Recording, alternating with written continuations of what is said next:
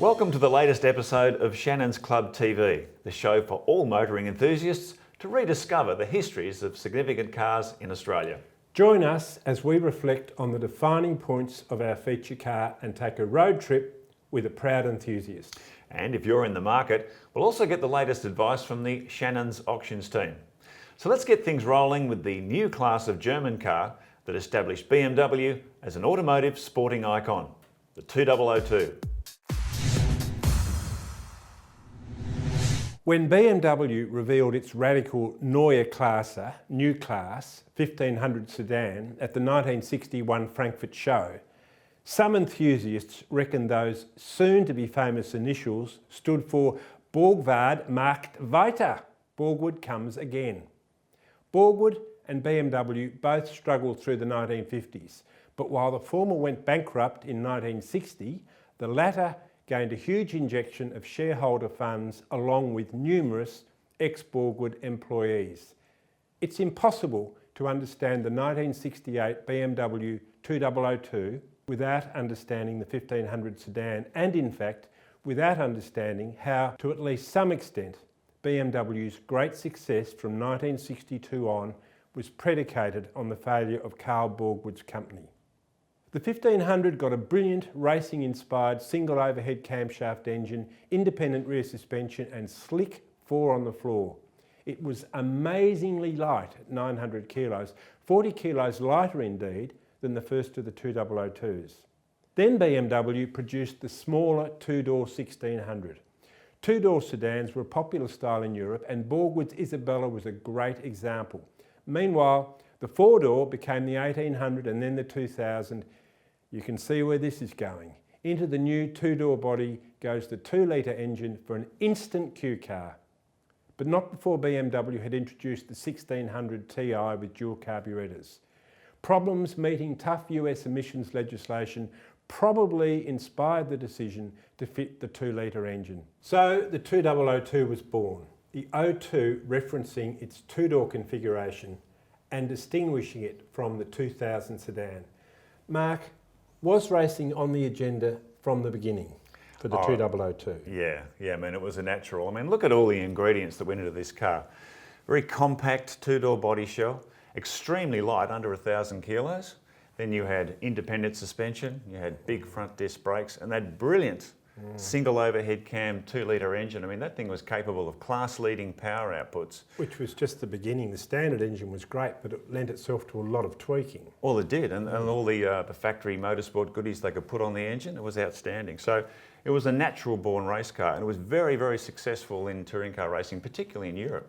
The 2002 was a big hit stateside, where numerous drivers of overweight sedans must have wondered what the hell just went past them. The BMW 2002 was like a cut-price 911. The twin-carb TI variant was not sold here or in the US, but the 1971 injected TII topped 190 kilometres an hour. BMW's understated Q-car approach ended in September 1973 with the release of Europe's first series production turbo. Reversed lettering was designed to read 2002 Turbo in a rear view mirror. But within 4 months, hostile press forced BMW to remove the lettering. Mark, we never saw the rare turbo at Bathurst, but how did the naturally aspirated 2002 fare against strong opposition? Well, it was more than a match, and if not for a fault in its pre-race preparation, it could have delivered a knockout punch.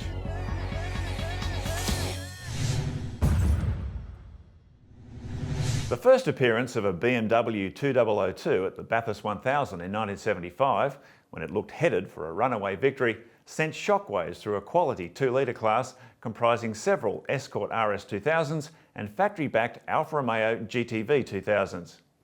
The fuel-injected 2002 TII that starred in that dazzling mountain debut was driven by future Toyota Celica and racecam star Peter Williamson and Hong Kong-based international John McDonald. After qualifying less than a second from the class pole position, by half race distance, the BMW had built a commanding lead and was on course for a stunning first-up victory. Unfortunately, a simple error in the car's pre-race preparations caused an oil pump malfunction that took it out of the race. But the raw speed of the Bavarian pocket rocket served notice that the burgeoning German marque would soon become a major force in local touring car racing. John, the pace shown by the 2002 at Bathurst that year, I mean, it showed what a potent car it really was. It must rank as one of the great performance road cars of all time, wouldn't it? Well, it won't surprise you to know that I've owned one of those Of too, course. Mark. And it really was surprisingly potent. It's really the LDI principle, the let's drop in a bigger engine, because it's such a light car, and with that potent little 2-litre engine and the lovely exhaust note it had, it was really quite quick. 4 on the floor. I had a Renault 16 TS at the time with a column gear shift, and that was a favourite car. And perhaps I didn't appreciate the 2002 as much as I should have, but it was a much faster car. Oh yeah, it would have been. It wasn't all that stable at very high speeds on the highway. I won't say how high the speeds, but it was a little bit of a hot rod, a bit raw around the edges in some way. But in retrospect, I think all the more lovable for that. Yeah. It had a lot of character in it. And a pivotal car for BMW in a lot of ways. Well, if you think about it, really, it set the template for BMW. They started with the Neue Klasse 1500, but the 2002 really got all the ingredients of the ultimate driving machine recipe, I would say. No, that's right. Yeah, very terrific. true. The 2002's impressive first Bathurst appearance in 1975 would not have surprised those tracking the car's early performances in Europe, where it won both the 1968 and 1969 European Touring Car Championships, plus the 1970 Nürburgring 24-hour race, to name a few. What was surprising though was that Bathurst did not see an influx of fuel-injected 2002s in 1976, when only 2 of the German 2-door sedans took part, and both retired from the race with mechanical problems. In 1977, the third and last year the 2002s raced at Bathurst, it was a similar story. Fact is, the 2002 had already reached its use-by date in 1975 as its 7-year production run came to an end. Fittingly, it was replaced by the new 3 Series range, which would more than a decade later underpin the first BMW M3, the spiritual racetrack successor to the mighty BMW 2002. Don't forget, you can find your favourite car club or event on the Shannons Club website.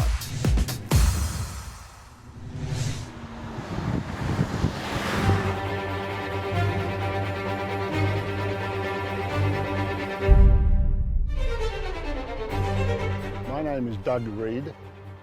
What we're standing beside is a BMW 2002. The 2002 is actually made up of a junction of 2-litre motor and 2 doors. This model here is a 1970 model. I've fully restored this from a pile of bits I bought from the original owner. It was just the bare shell, there were no front guards, there wasn't even front struts in it or anything like that, and it was all a pile of bits. I am an engineer, so I sort of, it's either my 6th or 7th, I've lost count of the number I've restored, so I know fairly well every nut and bolt in a 2002. These started off, they were actually launched in 1966 and they called them a 1600. It was started from the time when the Quant brothers took over BMW to save BMW from a Mercedes actually. When they took over, they decided they wanted what they called a Neue Klasse car. So they sent about all the designers making all variations, some dreadful, and love it or hate it, this is what they came up with, and it was a tremendous success both in the motoring world and the financial world.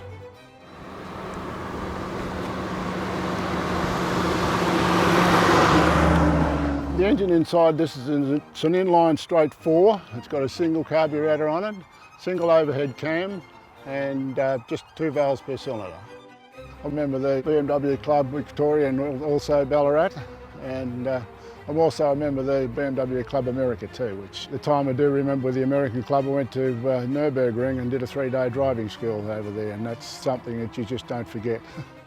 It was the engineering design of the car that took my fancy, considering the year that it was designed in the 1960s, because that's when it would have been on the boards. Technology has come an awful long way in engineering and motor vehicles in general. This car was head and shoulders above anything else that you could buy at that time. And you know, very, very rarely do you find a car that stands out from the crowd so much as I find this one.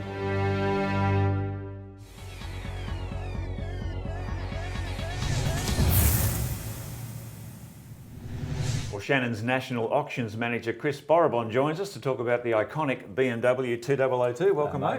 Chris, the BMW 2002, what a wonderful little car. It is, isn't it, really? Yeah. I mean, great little car when it was launched, successful car, good following, and even today, you know, I think we're finding a really strong following in the club, and we're seeing a few come through the auctions as well. What sort of cars do you get through there? Because I know they sold a lot of the base model 2002s here, but there was TI we didn't get here, but the TII was here, the injected car. What are you usually seeing? We see mainly the 2002, the base model, come through. Once in a while, a TII will come through, and we've also had the very rare wagon variant as well. Oh, come through. okay. Have you had a turbo? We haven't had a turbo at auction, but I know we have seen a handful of them through the club scene here in Australia. Yes. Yep. Fantastic car, that. And very bright colours too. I remember the fantastic colours. It was really like BMW, you know, really picking up their game. It was a very exciting car to look at, wasn't it? I mean, it was that real 70s colours came through in those, the bright yellows, the greens, the oranges, and there's some great colours, So what's the spare parts backup, the club scene like for these cars? If someone wanted to buy one, what advice would you have for them? Look, I think around the 2002, you know, there is quite a good, strong club following. There is, Australia-wide and also internationally. So it's not one of those cars that you will struggle to find parts. But I think in recent years we've also seen a lot of reproduction parts that have come on the market for Europe and the US. So there is an availability of parts there. Is the TII more desirable than the standard car? I think for some people that probably is, You know, it is Fuel injected. That's right. It is a rarer variant, and so I think there is probably that desirability factor there. Yep. But it's a matter of trying to find one. There are not too many around. I think I'd be happy with any of them, Mark. Yeah. I mean, what would your advice be if you get a car in terms of the restoration costs? You're looking at one that's pretty good condition, because I imagine, like, you know, any car from that era, they are prone to rust. Yep. You don't want something too far gone in terms of its resale value. No, that's right. I think you need to start off with a good base, finding something that's structurally safe to start off with. And look, again, you know, don't go putting too much money into it. But It's always better to spend a bit more and get a car that someone else has done the hard work It tends on. to that's be right. that. If you can find that where someone's done the hard work already, that's probably a better solution. Well, thanks for joining us, Chris. Pleasure. And keep in mind, you can keep up to date with all the latest Shannon's Auctions news on the Shannons Club website. If you'd like your own competition image of the BMW 2002, check out autopics.com.au. John, BMW 2002, a defining car in BMW history. It did. It set the template for BMW's future design. You could say right through till now. It gave them the defining characteristics of what makes a BMW, what makes it different from a Mercedes-Benz, what makes it different from an Audi, what makes it different from anything else. The driver's car. Essentially, the ultimate driving machine. Yeah, very true. Well, we hope you've enjoyed this historic look at the fabulous BMW 2002. We look forward to your company next time on Shannons Club TV. Bye for now.